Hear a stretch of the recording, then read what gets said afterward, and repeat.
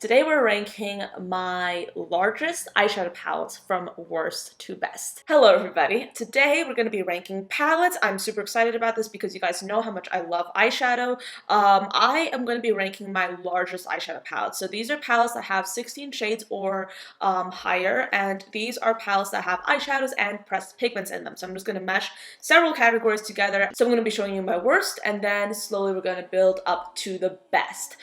And here's the thing, I'm ranking these palettes based on quality. I'm also ranking them based on how much they coincide with my personal style at the moment, which is of course very colorful when it comes to makeup. However, if you're new, let me just take a moment to introduce myself. My name is Anya and I basically do makeup videos here on YouTube.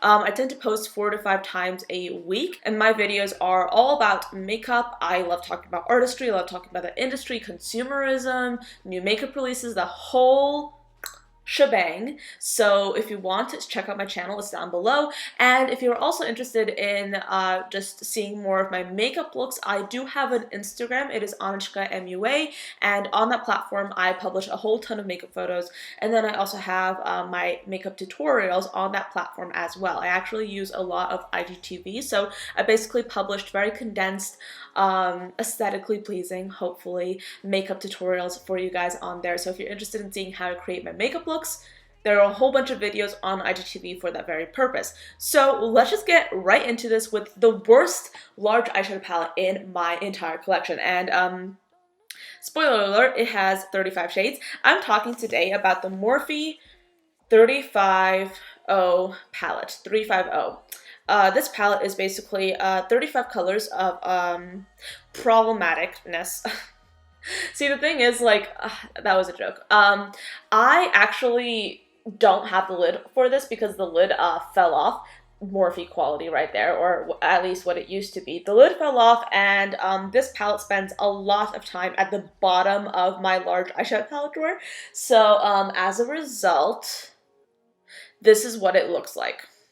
Basically, so a few pans are shattered, a few pans are on their way to shattering. At some point, I will be decluttering this, probably in a video, because I just don't use this palette anymore. There are only like a few like super colorful options in here, but on the whole, the reason why I don't like this palette so much is the quality is so subpar. The mattes are really patchy, they just don't blend right. The entire palette is not very pigmented whatsoever, and then you have so many browns in here. It's just so boring. I really tried for a long time to like these two golds because I love gold as an eyeshadow. It's so fun for me, but I just couldn't get around it because these two golds are not my cup of tea whatsoever. They're very like dense, but then for some reason like they just go on and they have no luster, no shine whatsoever. It's just a mess. So this palette in general, definitely not one I'd recommend. Next up, let's talk about the Jaclyn Hill and Morphe palette. The ranking for this palette basically has to do with the fact that this palette is no longer a palette that I consider to be meshing in very well with my personal makeup style. So if you open this palette, this is what it looks like right here. So you have a ton of warm tone shadows, and you have a few colors in here. When I first got this palette, I got this and I was so excited about it. I got it like on the launch date. It was great. And I used to use this palette a ton, and at the time I was using a lot of like the warmer tone colors. I was using a lot of the neutrals, but now fast forward to today, I basically use like only the colorful shades in this palette, and that just ends in me basically using these 4 shades at the bottom, and like that's it, because these 2 shades right here, they are just not very good. Like, I don't know what it is exactly. They just have no pigment to them whatsoever. I just don't know what's going on there.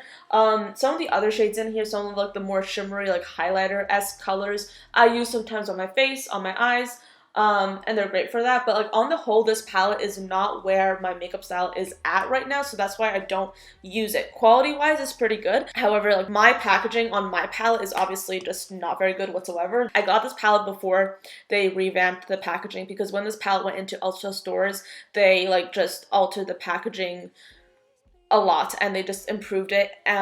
This is the old packaging that I have. It's not very good. Quality-wise, it's good. There are a few duds in here that I have pointed out to you guys, but like, I mean, it's an okay palette. It's just not something that inspires me anymore, so I don't like it that much. Next up, let's talk about this one right here. This is the Morphe 35M Boss Mood palette. I Love this palette because of the color story. The quality, however, is another story entirely. Let's just take a moment though to look at the color story. It is so beautiful, it is grungy, it is colorful. The neutrals in here are basically made to coincide beautifully with the colors.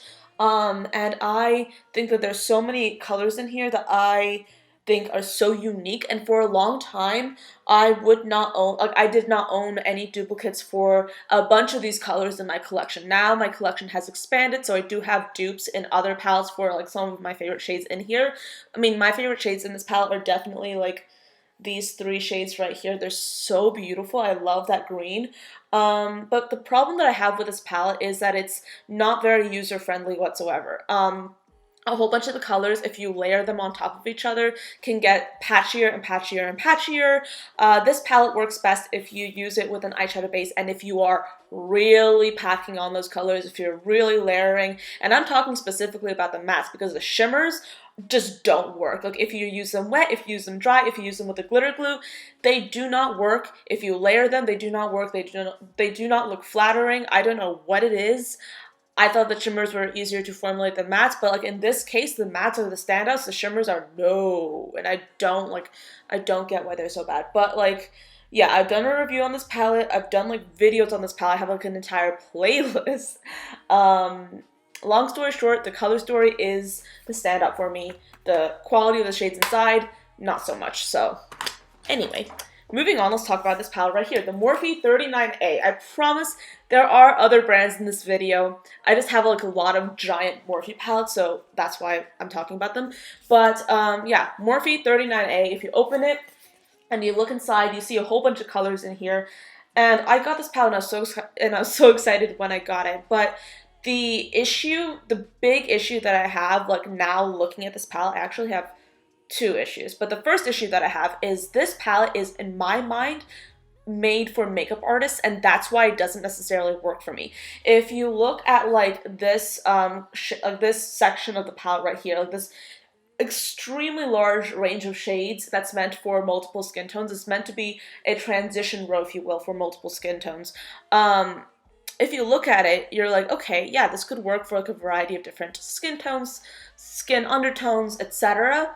But as somebody who isn't a professional working makeup artist, this perk, if you will, just doesn't work out for me because I'm only using this palette on one face, my own, and I don't need this many transition colors, especially if they're like neutrals. So that's like one part of the palette that I don't use whatsoever. I also don't use these colors right here because they are neutrals. I do, however, use these bottom two rows right here and this like little section right here, and I love those colors. The quality of this palette is really good.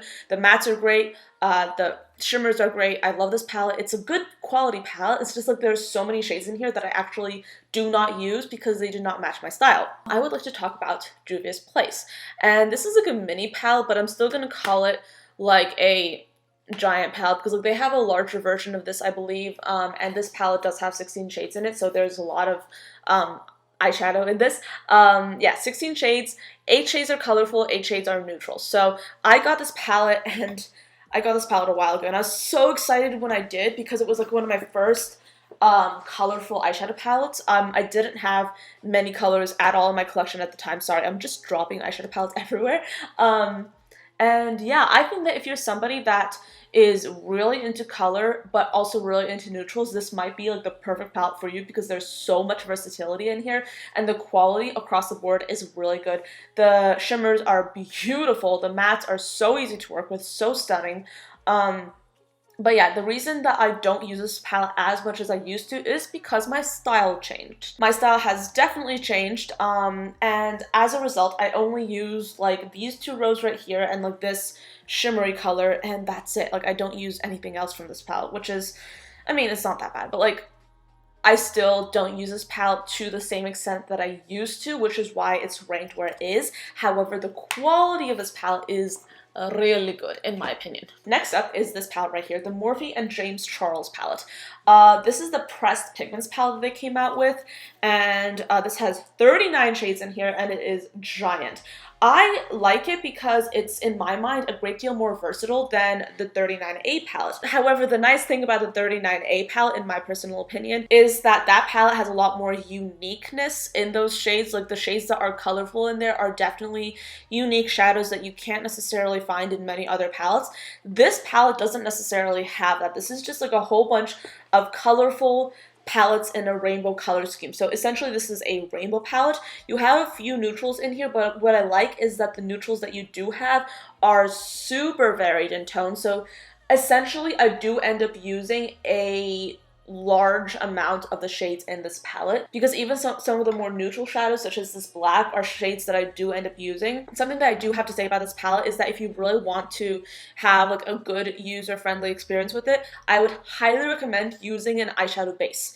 I use the Anastasia Beverly Hills eyeshadow base with this palette, and it works brilliantly. In fact, my experience with this palette improved drastically once I started using an actual eyeshadow base with this palette, because before I was using like a light colored concealer or foundation, and I liked this palette, but I didn't like love it nearly as much as I did when I just switched things up a little bit and started using like a traditional eyeshadow base with this palette. And ever since then, my experience with this palette has been amazing. I love these shades. They're pigmented, they're beautiful, they blend out really prettily. It's just a great palette. I really like it. So anyway, moving on though, let's talk about this palette right here. And coincidentally, this palette is a palette that I have presented several times to be a great alternative or dupe for the Morphe and James Charles palette, because if you open it, by the way, this is the Color Drain Vivid Pigments and Shadows palette. If you open it, you'll see that there are 16 shades in here. However, there are like all colorful, all matte, pressed pigments. And if you want something that is more edited than the Morphe and James Charles palette, this is an amazing option, because there are 16 shades in here. They're all colorful. You have multiple gradients. You have so many options in here to create a really beautiful look. And this yellow, by the way, is beautiful. It's one of the best in my collection. Seriously, it is beautiful. I love it. Yeah, I've had such a good experience with this palette. Even when I wasn't wearing a traditional eyeshadow base with my shadows, or pigments, this palette was still one that I found to be very easy for me to use. I really liked it. I see this palette just being a mainstay in my collection for many moons to come. It is really good. It's an indie brand. The quality is wonderful, and I love this palette, which is why it is like ranked second place in this video in terms of quality, because it is that good. First place, actually, the best giant eyeshadow palette in my collection.